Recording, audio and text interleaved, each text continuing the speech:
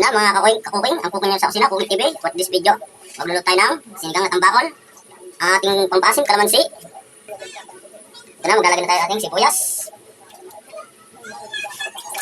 At kanina, nakabili ako ng isang buong tambakol. At ating isisigang. So yung mga kakuking, hindi lang natin kumulang ating sabaw bago natin ilagay ang isda. Yan yung ating tambakol, nagbili ng isang buo, ating isisigang.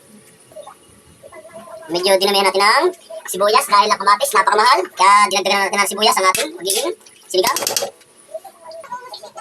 Dahil nag-aasbo ka ng ating sabaw, lalagyan natin itong ulo. Ang katawan. Yan, nilagyan na natin. At yung buntot ay ipiprito ko. Lalagyan na tayo ng talbos. Ating sinigang.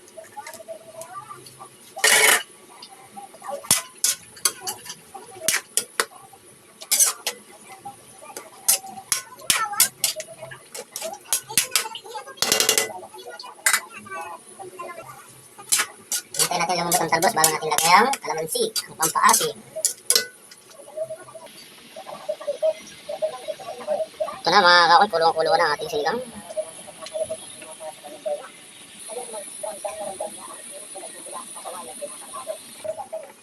Maglalagay na tayo ng ating kalamansing pampaasim.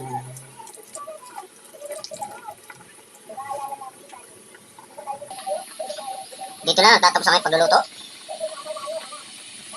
Magpapaalam na akong bagya. Hanggang sa muli. Paalam.